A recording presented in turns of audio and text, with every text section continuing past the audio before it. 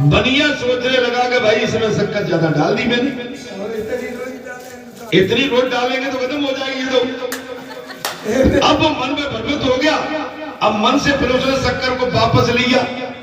भगवान उसकी चतुराई पे खुश हो गए और उसी समय प्रकट हो गए। और भगवान ने कही भैया मेरे भगत तेरे कछु लगो तो अतुला ने, और तू वैसे ही मन से तूने शक्कर तेरे कछु लगो हो तो ठीक है मैं भी मान लिया। मन की तो भाई अरे मन से पूजा कर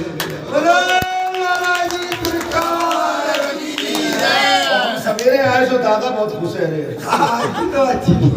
बोले महाराज जी जी बढ़िया पूजा बताइए तामे कछु लगे नहीं।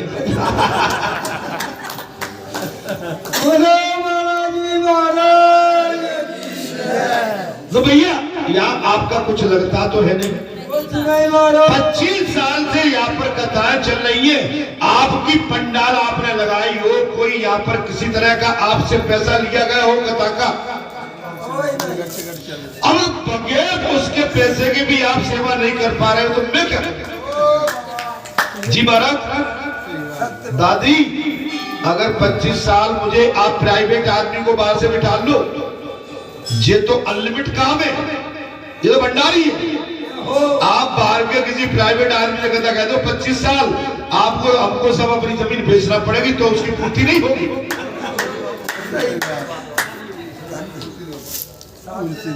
एक एक कथा वाचक मैंने सुना है 11 लाख, कोई 15 लाख, कोई 21 लाख, कोई 51 लाख, कोई 51,000 रुपए, ऐसा नहीं कहते।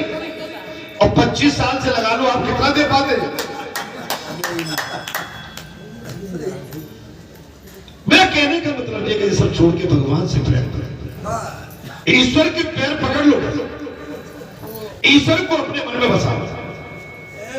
संसार में रहो लेकिन दूर दूर रहो, संसार को हृदय में मत बसाओ। जैसे घर राज पत्नी संतान आदि सभी का त्याग किया तो सही, पर अंत में भी उस बच्चे की माया में फंस गए। घर परिवार सब छोड़ गए, वो संसार के बंधन में फंस गए। क्या हो गए महाराज? हम हमारा आपका यही है।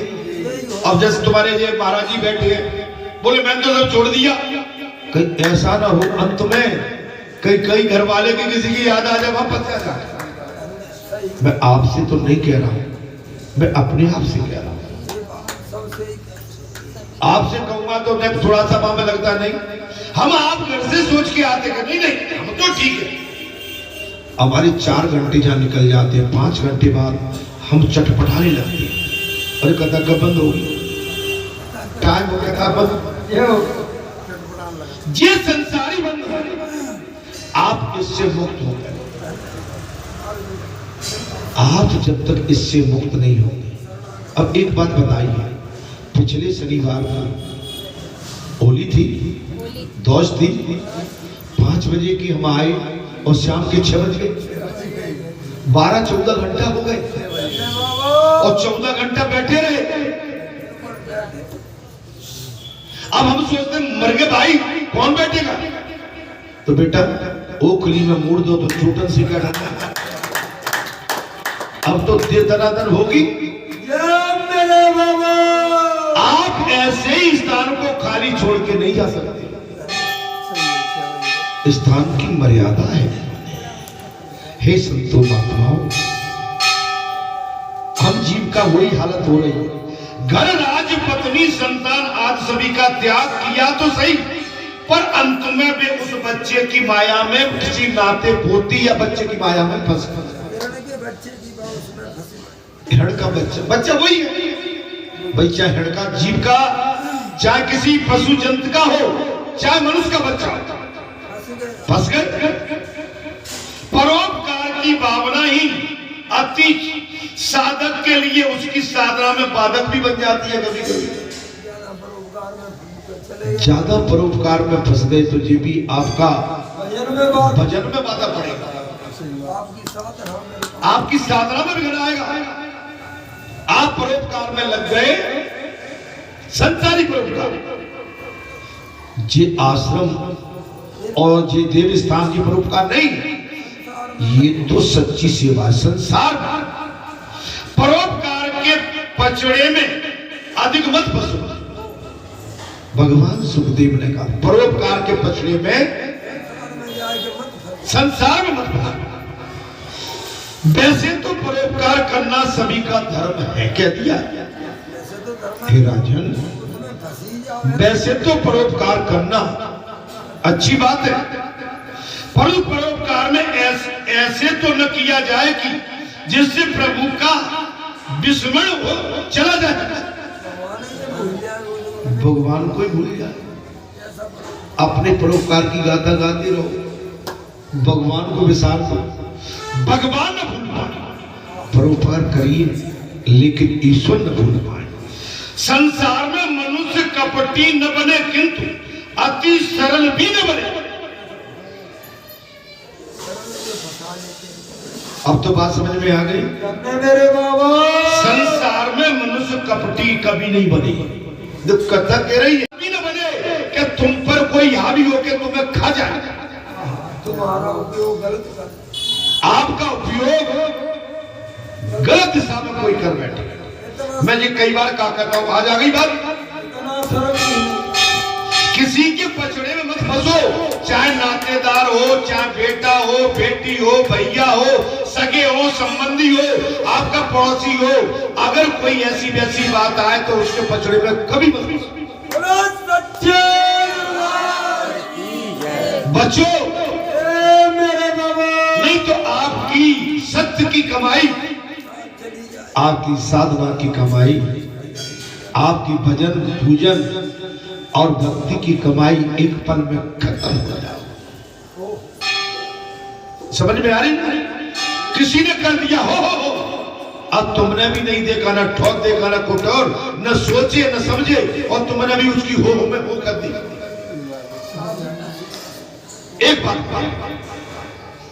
ये पुजारी जी है तो एकाएक पुजारी के लिए कोई कुछ कहेगा तो आप मान जाओगे? आप पंच हैं, आप पंचों के विषय में मुझसे कोई चर्चा करेगा मैं मान जाऊंगा? आप मेरी माता बैठी है जो यहाँ नहीं, मैं सोचूंगा, समझूंगा, परखूंगा, निरखूंगा, अवलोकन करूंगा, परीक्षण करूंगा, इन्वेस्टिगेशन करूंगा, समझूंगा, हो जल्दी नहीं करूंगा। सरकार हो भारी पड़ जाती है कभी कभी। क्यों महाराज? अब कथा में आया भारी पड़। आप किसी पर अनायास दोषा अर्पित मत करो, आप किसी के बहकावे में मत आओ। बाबा जिस तरह से आपसे प्रेम करते हैं, श्रद्धा से, आस्था से, अपनत्व से, अपना मान के, निजी मान के, अपने प्राणों से भी अद्वितीय मानते हैं, लेकिन उसके बाद कोई तुम्हें बहकाने वाला बाहर मिल जाए, जानते हो आप तुम्हारे बाबा पर क्या बीतती है? बाबा न तुम्हें छोड़ सकता है, न तुम्हारा कोई नुकसान कर सकता है, लेकिन बाबा को दुख बहुत अपार होता है। कथा को सुनते जाइए, जो मैं जीवन में कहता चला रहा हूं कथा सब तुम्हारे सामने इसमें आ रहा है। कथा तो आज आ रही है, लेकिन बाबा इससे पहली कथा क्या, अनायास किसी पर मत बिगड़ो, शांति रखिए। अगर कोई नुकसान हो गया है, नुकसान बर्दाश्त किया जा सकता है, लेकिन कोई बात गलत चलेगी उसकी भरपाई कभी नहीं हो सकती। समझ लेना, जीवन में तुम्हारे पास बहुत कुछ है और लोग तुम्हारे बहुत कुछ को खोने के लिए तुम्हारे पीछे पड़े, और तुमने कहीं ये खो दिया तो वो तो चाहते ही है कि खो जाए।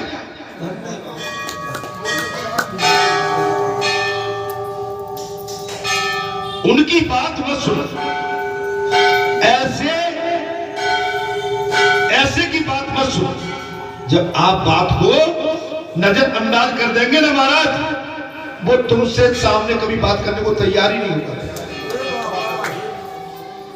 परंतु परोपकार ऐसे तो न किया जाए कि जिससे प्रभु का स्मरण ही भूल जाए, संसार में मनुष्य कपटी न बने, किंतु अति सरल भी न बने। अपना बचाव तो करना। कथा को ध्यान से सुने। कपट के लिए कोई स्थान नहीं, लेकिन इतने सरल मत बन जाना कि आपको कोई खा जाए। परमात्मा का ध्यान कदाचित न हो सके तो कोई बात नहीं है, किंतु मित्र कभी भी शत्रु बन सकता है। आ गई बात? आ गई कि नहीं आ गई? और जब मैं कितने दिन से कहता चला रहा हूं, मित्रों में कभी भी खटपट हो सकती है। मैंने कही थी कि नहीं कही थी? वर्षों से परमात्मा का ध्यान कदाचित ही न हो सके कोई बात नहीं है, किंतु मित्र कभी भी शत्रु बन सकता है। जी भगवान सुखदेव ने राजा मित्र आपका कभी भी शत्रु बन सकता है। अब कहिए भगवान में और दाऊ भी ठग गई है।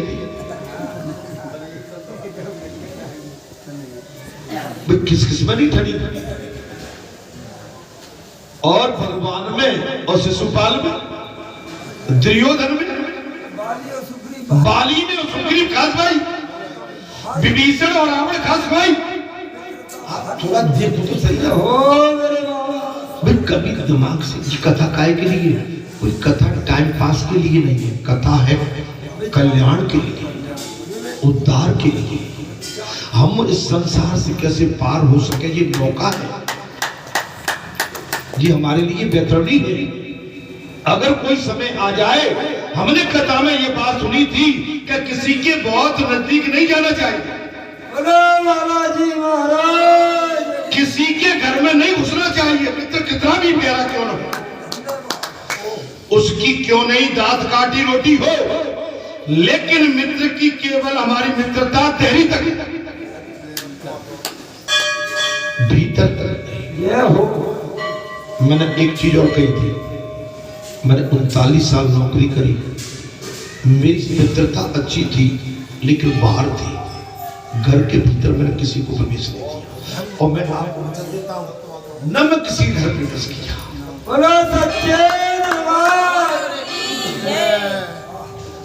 यह तो अफसरी लाइन थी, वो किटी पार्टी टिकी पार्टी क्या होती, मैं घर में नो, अपन गांव के आदमी है सीधे, हमें जो पाउडर क्रीम वाली चीज नहीं चाहिए, हमें तो भैया सरसों को तेल और खोपड़ा को तेल जिसी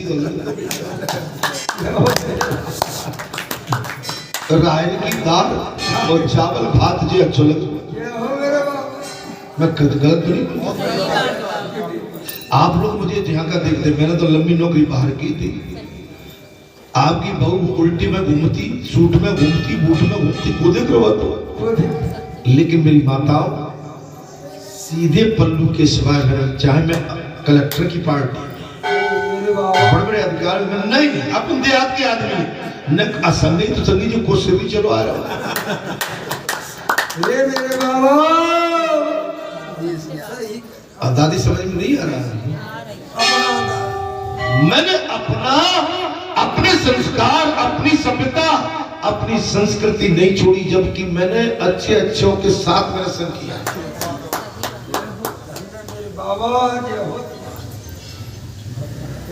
नहीं बड़प्पन नहीं है जी, हमारा दायित्व था, हमारा कर्तव्य है, फर्ज है।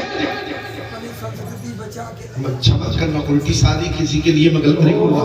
आप लोग पहनते हैं, कम से कम साड़ी तो पहन रही है। वो आजकल टी शर्ट बनियान वाला कार्यक्रम तो नहीं है, वो तो बहुत नीचाई का काम, बुरा मत मानना। साड़ी तो हमारी माताओं की संस्कृति है, हमारे भारत जैसी माताओं की बहुत बड़ी संस्कृति है। हमारी माताएं इसी में शोभा देती है, हमारी मूल संस्कृति है। और मैं तो अमेरिका में गया, अमेरिका में भी मैं गया था, महाराज मंदिर भाभी था, मैं 2 महीने रहा अमेरिका में। वहां पर मेरी भारतीय माताएं साड़ी पहन के आती थी, मेरा हृदय गदगद हो जाता।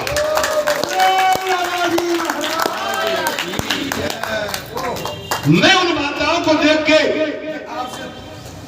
मेरा मन प्रफुल्लित हो जाता।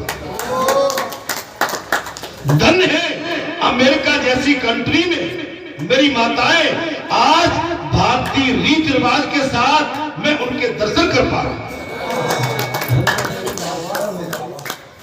मैं कुछ गलत तो नहीं बोल रहा। और बढ़िया पूजा पाठ। कोई बहन ऐसी आती थी मेरी बेटी अगर सलवार एक हाथ तो इस तरह से अपने सर पे कपड़ा डाले रहती थी। मुझे लगता था हाँ ये हमारी भारतीय नारी है, क्योंकि सर पे कपड़ा केवल भारतीय नारी डाल के चल सकती।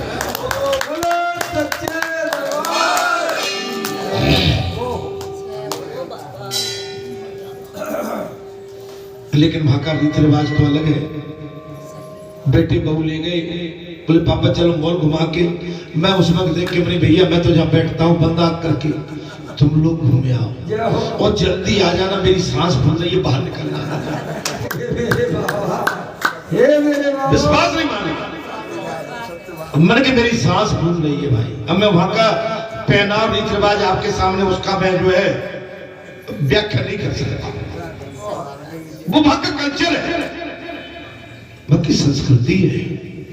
हमारे भारत की संस्कृति अलग है। हमारे भारत की संस्कृति में सभ्यता है, मानवता, शिष्टाचार है, मर्यादा है। मर्यादा से बड़ी हमारे यहाँ इससे ऊपर कुछ है ही नहीं। आज भी मेरे भारत देश की बहन बेटियां मर्यादा में रहती हैं। जी हमारे भारत देश की पहचान है। संतों महात्माओं, मैं आपसे कहां तक कहूं, बात आ गई थी इसमें महाराज। परमात्मा का ध्यान कदाचित न हो सके कोई बात नहीं है, लेकिन मर्यादा का पालन करना और मर्यादा में रहना एवं कभी कभी मित्र भी शत्रु हो सकता है। मित्र भी शत्रु हो सकता है। भरत जी का प्रारंभ ही हेड़बाल के रूप में सामने आ गया और भरत जी हेड़ के बच्चे से प्यार कर बैठे। क्या कर बैठे?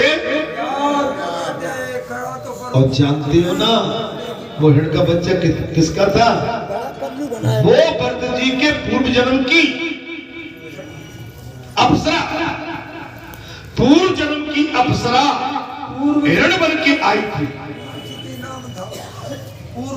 पूर्वचित और बन के आई। उसने गर्भवती थी और जिस सरोवर के किनारे व्रत तपस्या कर रहे थे उस समय शेर आया और शेर के डर से वैसे उसने छलांग मारी और छलांग मारते ही हिरण की प्रसूति हो गई थी और बालक वो हिरण का बच्चा जल में गिर गया। बस उसी पल भरत जी को उस बच्चे पे दया आई है और दया आने के बाद में पालन पोषण किया है और पालन पोषण के चक्कर में इतने फंस गए कि भगवान का भजन भूल गए। प्रारब्ध को तो झेलना ही पड़ता है।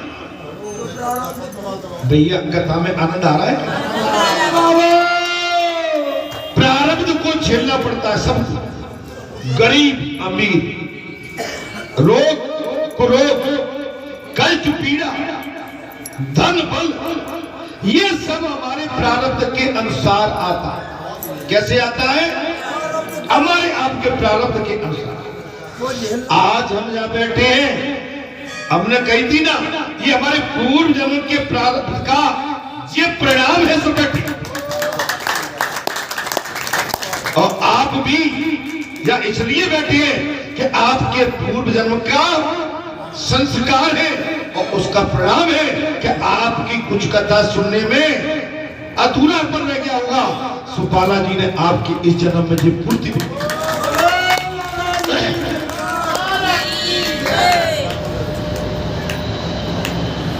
भरत जी का प्रारंभ ही हिरण्यबाल के रूप में सामने आया।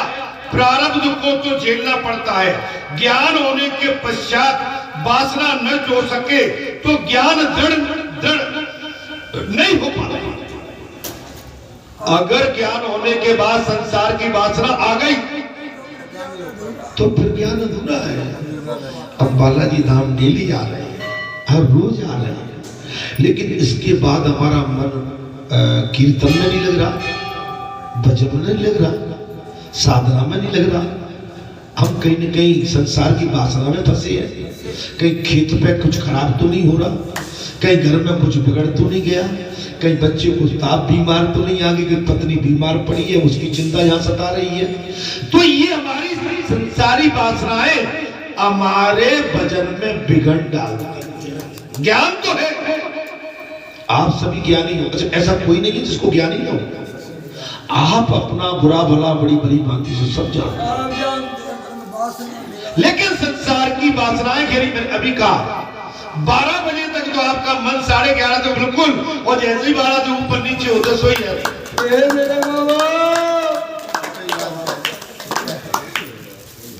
जल्दी करो। अब कल की बात बताएं।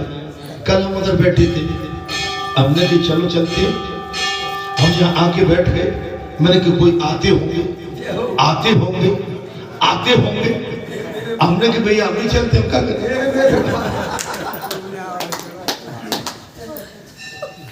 हाँ नहीं, इसका परिणाम हमने देख लिया कि आज माता का जो है जो गुलदस्ता सूखा था, हमने रेट पकड़ लिया। अरे हम तो रेट तुरंत पकड़ लिया पुजारी, ये हमारी बड़ी नीता है। हम तो कहीं भी अटका देते पर बता देते कि अटके रहो।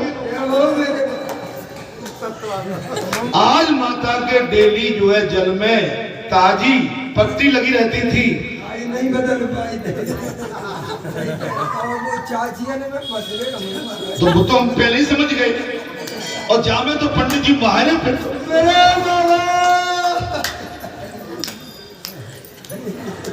अच्छा अमू चाची, अच्छा मुझे चाची से अमू को अटक जाए तो हम जहाँ पर तो अटके ही रहेंगे।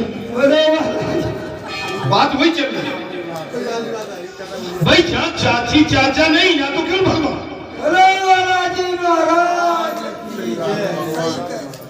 मैं कुछ गलत तो मेरा बुरा लगता होगा।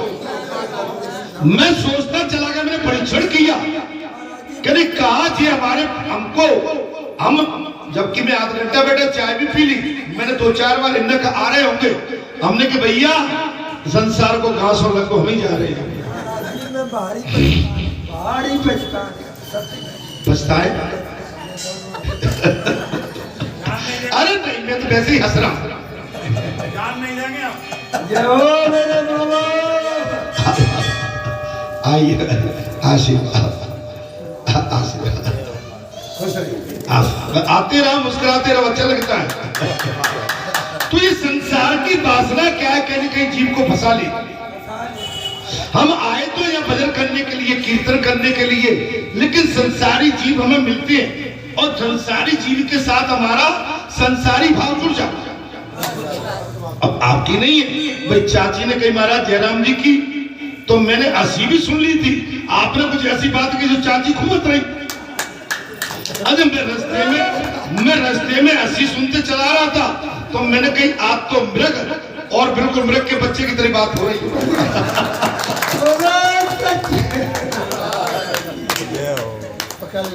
मैंने कही अब पंडित जी इधर आने वाले नहीं, मेरी बात को सुनिए। नहीं, अब मैं थोड़ा आसाने वाली बात तो करना पड़ती है कथा। तो ऐसा कोई नहीं है जो बचा हो। हमारी इस संसारी माया की लिपेटे से कोई बचा नहीं।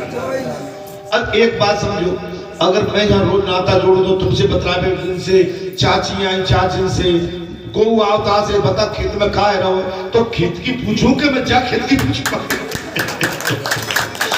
मैं ता खेत के काजे आओ दे तो पकड़ जुतो एरो डरो बता लेगो। हमें जिस कर्म के लिए निकले, जिस उद्देश्य के लिए निकले, वो पहली खेती है।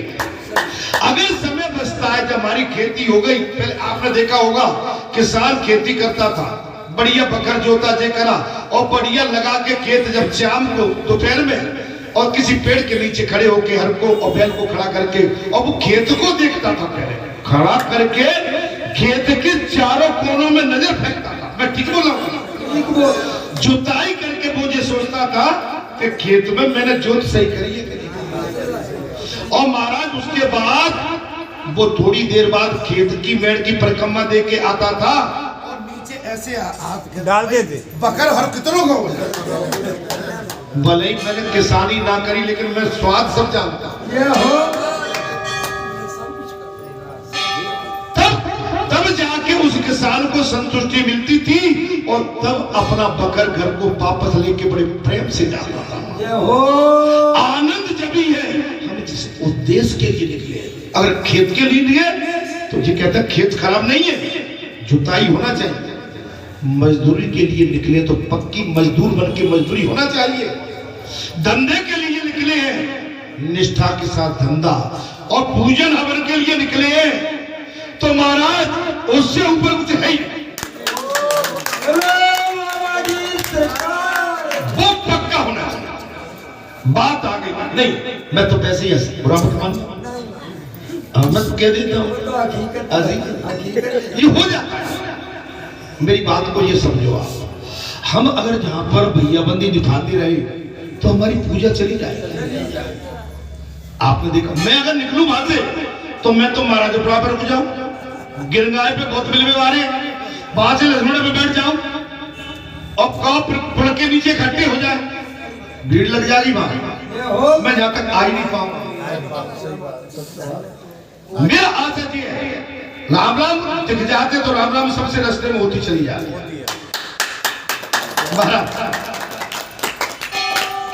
बात आ गई कि परमात्मा का ध्यान कदाचित न हो सके तो कोई बात नहीं है, किंतु मित्र कभी भी आपका शत्रु बन सकता है। मित्र कभी भी, भरत का प्रारब्ध हेड़ बाल के रूप में सामने आया, प्रारब्ध को तो झेलना ही पड़ता है। हमने जो किया वो हमारे सामने हमारे इस जन्म में आया है। ज्ञान होने के पश्चात वासना नष्ट न हो सके फिर फंस जाओ। ज्ञान है लेकिन वासना नहीं। अगर हम जब बालाजी की पीठ पे आके दादी तुम कैसी हो, बहन तुम कैसी हो, भैया तुम कैसे हो, तुम कथा कब कहेंगे?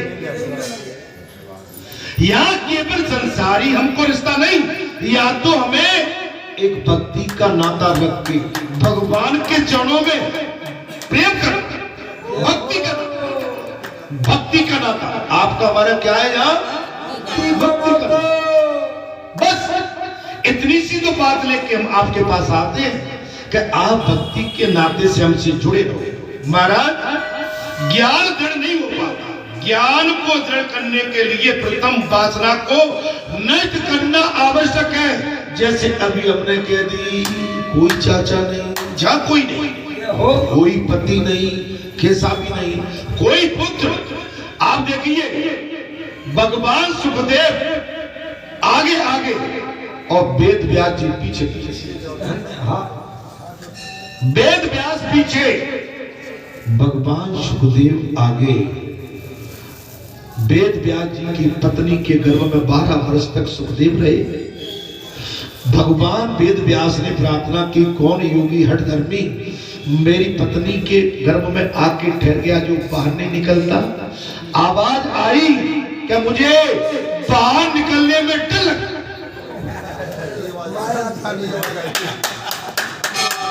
अंदर से आवाज आई, मुझे बाहर निकलने में डर लगता है। वेद व्यास जी ने कहा क्यों? बोले माया से डर लगता है। मैं बाहर आया और माया मुझे घेर लेगी। वेद व्यास ने कहा चिंता मत करो, मैं तुम्हें वचन देता हूं जो भी पुत्र पुत्री कोई भी हो बाहर आ जाओ, मैं माया को हावी नहीं होने दूंगा। उतने देर में ही भगवान सुखदेव प्रकट हो गए, घर से बाहर आ गए। भगवान शंकर का अवतार है और कृष्णमय है। 12 वर्ष तक उन्होंने साधना माता के गर्भ में की। तप गए थे घुंघरालू बाल, और जैसे ही बाहर आए देखते देखते बड़कन होने लगे। महाराज जल्दी जल्दी बड़कन होने लगे और उन्होंने देखा कि ममता की ममता फूल बैठी और पिता का प्यार, तो कहा कि नहीं, ममता मुझे घेरने वाली है। और भगवान सुखदेव ने दौड़ लगाई कि नहीं, मेरा जिसलिए अवतार हुआ है जन्म, अगर मैं मोह माया के चक्कर में फंस गया तो मेरा अवतार जिसलिए हुआ है वो काम पूरा नहीं होगा। भगवान सुखदेव दौड़ लगाते हैं और पीछे पीछे वेद व्यास चले जा रहे हैं, हाय पुत्र हे पुत्र। और भगवान सुखदेव एक नहीं सुनते, दौड़ पे दौड़ लगाए चले जा रहे हैं। और वेद व्यास जी पीछे, और सारी सृष्टि देख रही है कि वेद व्यास स्वयं भगवान का अवतार है। इतने ज्ञानी होने के बाद वो भी माया के चक्कर में फंसे। भगवान बता रहे सुखदेव कौन है? स्वयं भगवान। सुखदेव भगवान इशारा कर रहे हैं, देखो माया ठगनी कैसी होती है कि मेरे पिता ने मुझे वचन दिया था, वचन का भी पालन न करते हुए ये माया के वशीभूत होके मेरे पीछे पड़े। एक सरोवर से निकले, कुछ वहां की हमारी माताएं सरोवर में अपने वस्त्रों को रख के स्नान कर रही थी, शरीर को ढका नहीं था। भगवान सुखदेव निकल गए, उन्होंने वस्त्रों से अपने कपड़े नहीं ढके, अपना अंग नहीं ढके, वस्त्रों से अपने अंग नहीं ढके। और जैसे ही वेद व्यास जी कहते महाराज, उनको देखते ही तत्काल अपना बदन कपड़ों से ढक लिया, निकल गए, दौड़ लगाई। भगवान सुखदेव दौड़ते गए, एक ऐसा ही बगीचा आया है और भगवान सुखदेव उस बगीचे में देव स्थान था, सारे बगीचों की पत्ती डालियों में प्रकट होके आवाज देने लगे, वो कहे पुत्र, और उसमें से आवाज आया कि बोले हे पुत्र, हे पुत्र। वेद व्यास जी ने कहा भाई तुम मुझे क्यों पुत्र कहते हो, तुम तो मेरे पुत्र हो। बोले नहीं, तुम मेरे पुत्र हो। दोनों में वहां पर इस तरह की बोले देखो हमारे तुम्हारे कई जन्म हो चुके हैं, हम तुम्हारे पुत्र बने, तुम हमारे पुत्र बनेगी। जी ममता को छोड़िए पिताश्री, आपने हमको वचन दिया था, आप अपने घर वापस जाइए। और भगवान सुखदेव उसी बगीचे की पत्तियों में समा गए। जब वापस लौटे, उसी सरोवर के किनारे से वापस लौटे, भगवान वेद व्यास जी ने पूछा, बोले बेटियों देवियों जी बताओ, मेरा 16, 17, 18 वर्ष का जवान बच्चा और निर्वस्त्र निकल गया, वो निर्वस्त्र निकल गया, लेकिन आपने निर्वस्त्र होने के उपरांत भी आपने अपने शरीर को, अंग को नहीं ढका। मैं 70-80 साल का बूढ़ा, मेरे बाल पके हैं, और तुमने मुझे देखते अपने अंग को ढका, इसका कारण क्या है? बोले बाबा तुम्हारा बेटा था बैरागी, निष्पाप, निष्कपट, निश्चल, जिसके अंदर विकार नहीं थे, और तुम्हारे अंदर विकार थे, माया थी। तुम माया के चक्कर में पुत्र के पीछे दौड़ रहे थे, और माया के कारण हमने अपने शरीर को ढका।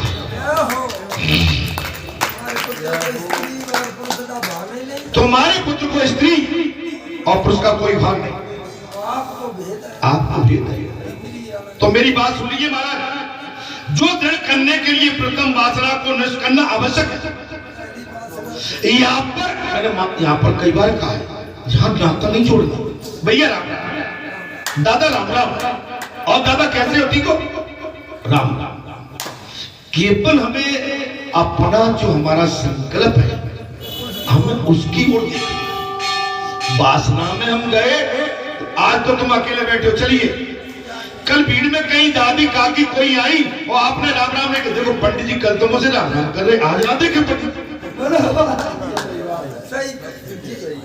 एक समानता का मुहर है। आपने देखा होगा मंदिर पर मेरा क्षेत्र, मेरे और जिस कुटुंब में मैंने जन्म लिया है, मैं वहां से भी बच्चा बच्चा घूमता रहता।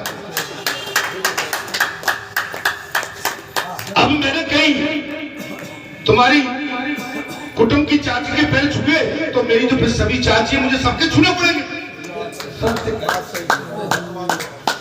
मैं एक को कैसे छोड़ दूं? भाई मेरे लिए या तो मेरी सभी चाची, सभी दादी, सभी बहन, सभी बेटी, सभी मेरे पुरखा हैं,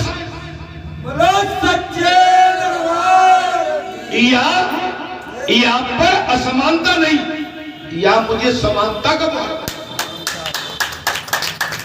अगर मेरा नाथुराम भी आता है, मेरा उतना ही पूजनीय है जितना एक ब्राह्मण पूजनीय है।